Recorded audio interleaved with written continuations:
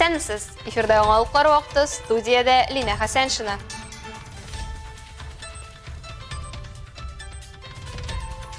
Кинәт килгән яз берәүләрне сөендерә, икенчеләрне карсулары тузагында калдыра.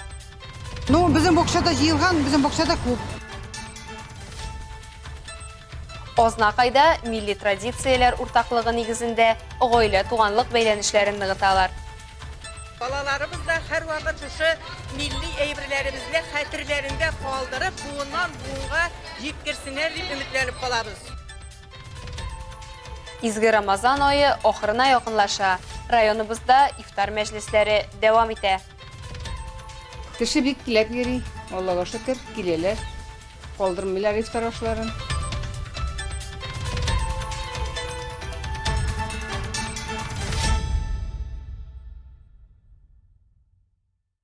Апрель айы җиткәннән бирле термометр плюс тамгасыннан төшкәне дә юк. Бер яктан кинәт яз килүе сөендерсә, су ташу мәсьәләсендә бу бер дә уңай күренеш түгел. Кар суларының күләме көннән-көн арта, әлбәттә исә елга тау янындагы өйләрне дә су баса башлаган. Шулай Урсала микрорайоны халкы кар сулары тузагында калган.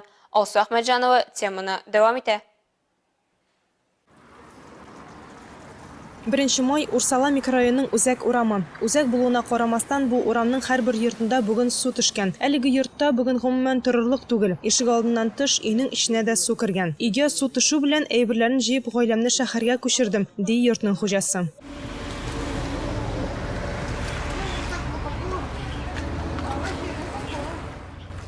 Мөнира апа да шушы урамнан. Быел исә аңа бәхет елмайган дисәк тә була. Бакчаны гына су баскан. Нигезне күтәртеп, ишек алдына чокырлар ясап, су юлы булдырдык, ди ул. Гади генә эшләр булса да, аларны алдан белеп, әзерләп куярга кирәк.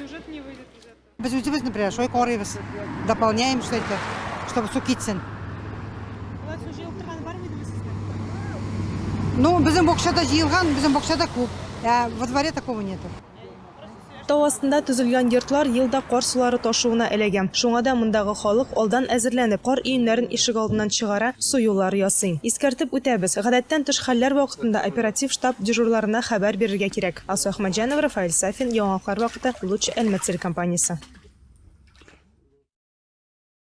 Азнакайда «Эхо веков в истории семьи» тарихта без эзлебез шәҗәрә фестиваленең төбәк этабы узды. Әлеге чара Татарстан Республикасының архив эше буенча Дәүләт комитеты тарафыннан ел сайын үткәрелә. Ул буыннар дәвамлылыгын саклау, милли традицияләр уртаклыгы нигезендә гаилә туганлык бәйләнешләрен ныгыту максатларыннан оештырыла. Бәйгенең ничек узуы хакында тулырак мәгълүмат Азнакайдагы махсус хәбәрчебез Илмира Шәрифуллина сюжетында. Фестивальнең икенче төбәк этабында 8 команда катнашты. Әлмәт районыннан килгән Бәдретдиновлар хәтта әбиләре яшәгән йортның макетын да булдырганнар. Бу инде безнең кулдан эшләнгән әйбер, картоннан, кәгазьдән, менә нәрсә бар. Шулардан бөтен балалар, оныклар җыелып, шулай эшләдек без моны. Бергә җыйнаулашып, оныклар белән менә шундый идея барлыкка килде дә без аны чынга ашырдык.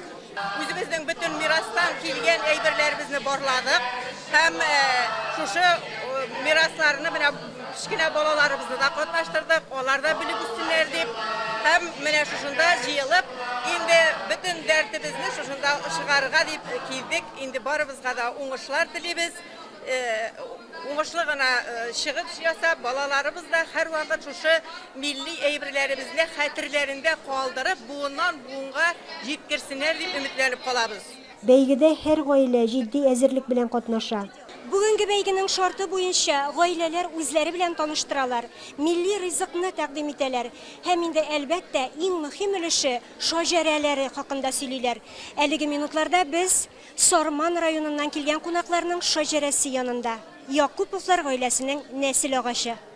Бүген безнең гаиләнең иң яткәре итеп инде без әтидән калган тальян гармонын карыйбыз. Һәм безнең өчен иң кадерле булган аларның орден медальләре.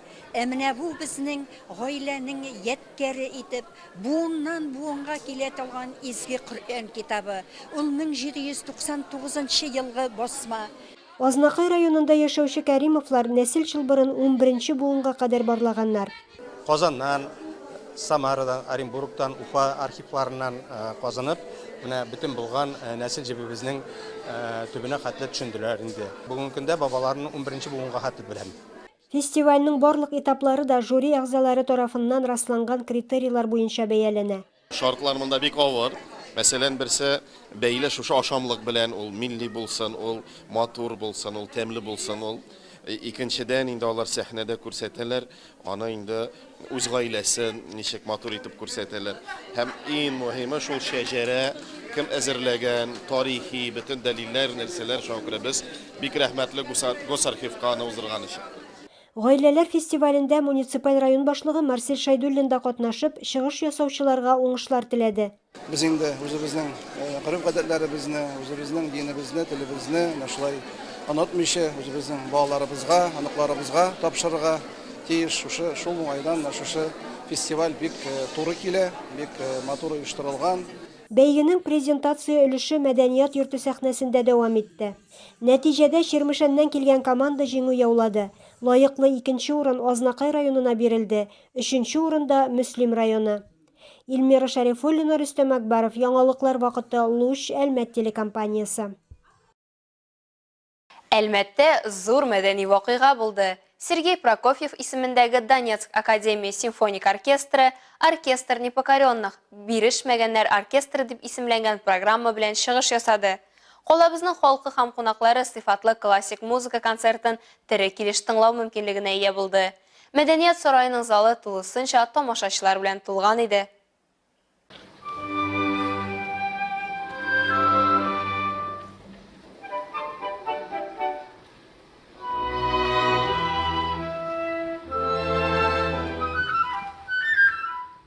Беренче бүлектә симфонистлар бөек рус классикларының әсәрләрен башкардылар. Сәхнәдә Михаил Глинкиның Нестор Кукольник трагедиясенең кереш өлеше князь Холмский, Модест Мусоргскийның Ночь на Лысой горе, Николай Римский Корсаковның Садко, Петр Чайковскийның 4нче симфониясе яңгырады.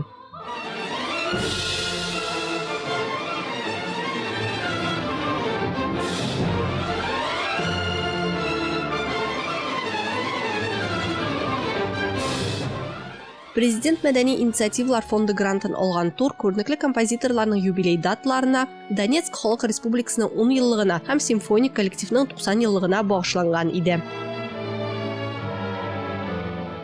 Оркестр был создан в 1933 году. Оркестр 1993 елда оештырыла. Аңа Натан Григорьевич Рахлин нигез сала. Ул үз вакытында Казан музыкаль дирижер музыкаль классик академия мәктәбендә оештыра. Музыкальную, скажем так, композиторскую, дирижерскую, музыкальную, классическую, академическую школу Республики Татарстан.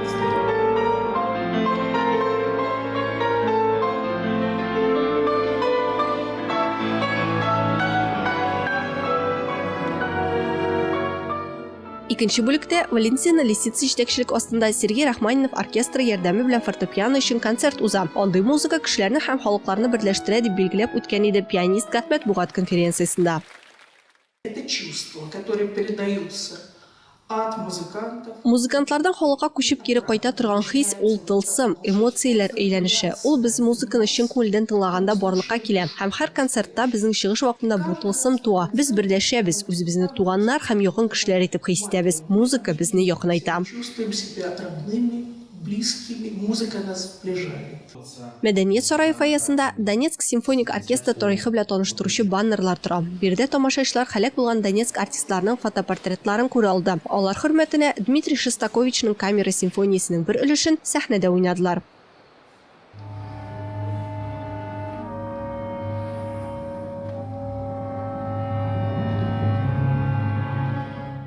Чын күңелдән мин бу концертны көттем. Состояние вот это всего времени этой эпохи вот происходит. Концерт безнең шул чорның вакытына илтә. Классика ул һәр вакыт актуаль. Миңа бик ошады. Мин яратам мондый музыканы. Ну, я очень, конечно, мне очень нравится такое. Я люблю такое. Концерт бик ошады. Шундай бик бой, тирән мәгънәле концерт. Бу оркестр бер организм. Бер очып китәсең, бер очасың, утырасың, тагын тыңлыйсың. Бик шундай бой, вот аны тыңларга кирәк.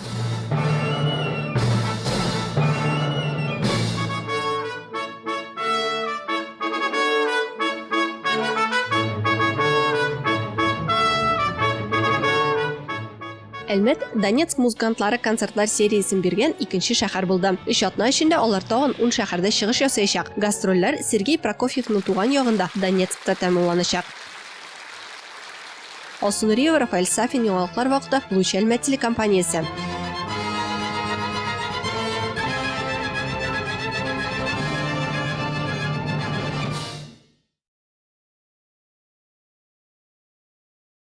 Ихлас күңелдән игелекле гамәлләр кылырга, сабыр булырга өйрәтә. Рухыбызны тәрбияли торган изге Шәриф Рамазан ае тәмамланып килә.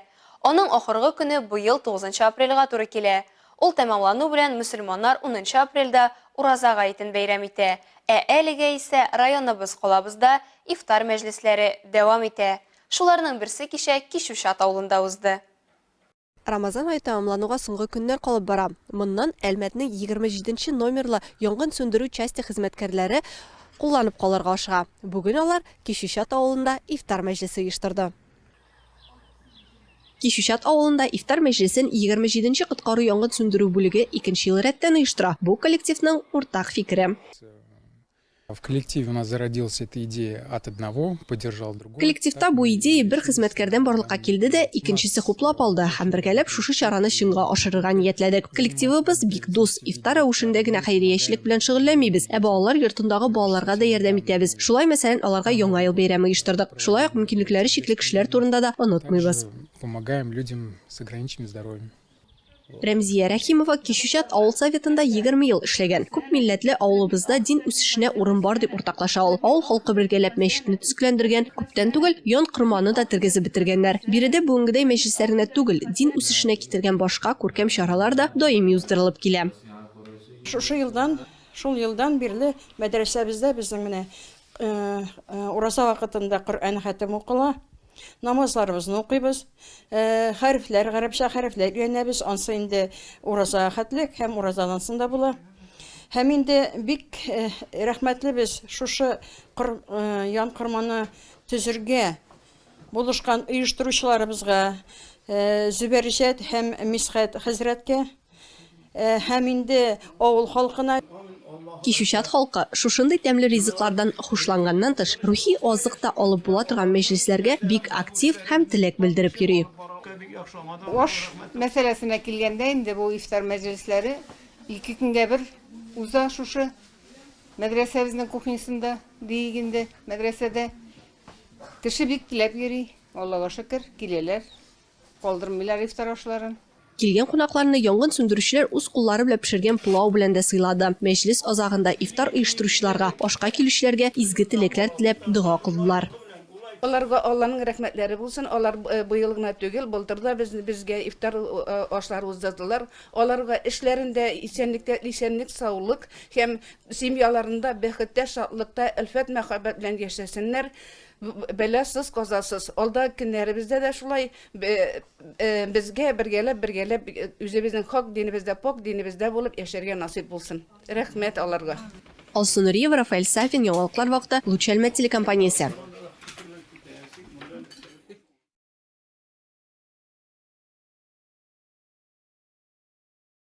Бөгелмәдә беренче тапкыр фэшн ифтар оештырдылар. Гадәти булмаган чарага 80-нән артык мөселман хатын-кызы килде. Алар өчен модалы мөселман киемнәрен тәкъдим иттеләр. Толырак Айгөл Шәрәфиева сөйләр. Ифтар ашын авыз ачудан, намаз укудан соң башлап җибәрделәр. Кичәгә чакыру алган хатын-кызлар беренче кояш нурларыннан алып кояш баюга кадәр 13 сәгать дәвамында судан, ризыктан тыелып торганнар. Барлык хатын-кызлар ифтарга мөселман модасы кануннарына туры китереп киенеп килгән. Башларында яулыклар, өсләрендә озын күлмәкләр. Ифтар ашларын ел сайын үткәрәбез. Ләкин менә мондый зур вакыйга беренче тапкыр уза. Монда 83 хатын-кыз җыелды. Барсы да яулык кигән, намаз укыйлар. Fashion ифтар хатын-кызлар проекты. Ул изге Рамазан ае кысаларында чакырып җыелган мәҗлес кичәсе форматында уза. Чараның төп максаты мөселман хатын-кызларга модалы мөселман кануннары таләпләре буенча тегелгән шәрык үз киемнәрен күрсәтү. Аны Азиза Фатыйхова оештырган. Восточный стиль. Шәрык стилендә киенгән хатын-кызлар һәр чакта да күз явын ала. Бу бик матур һәм уңайлы. Кызларның үсеп килүче буынның бу киемнәргә киенүләрен телибез. Модалы күлмәкләр күрсәтәбез. Ифтарда хатын-кызлар бер-берсе белән аралашты, танышты, бер-берсенә бүләкләр тапшырды һәм тормышның матур булуына тагын бер тапкыр инана алды. Айгөл Шәрәфиева, Зирак Сәйдкулов, Яңалыклар вакыты, Лучи Әлмәт телекомпаниясе.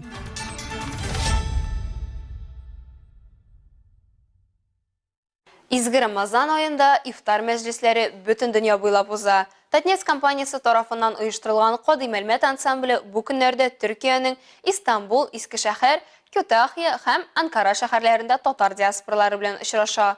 Музыкантлар этнографик экспедицияләрдә җыелган бәетләр һәм мөнәҗәтләрдән торган махсус программа белән чыгыш ясый. Бу сәфәр борынгы татар музыкасы белән уртаклашып, татар диаспоралары вәкилләре арасында Татнефть мәдәни проектының презентациясын оештыру мөмкинлеге. Сәяхәт безнең мирас байлыгына игътибарны җәлеп итәчәк, алга таба хезмәттәшлек итү һәм тәҗрибә уртаклашу өчен платформа булдырачак, дип бүлеште коллектив җитәкчесе Павел Корчагин.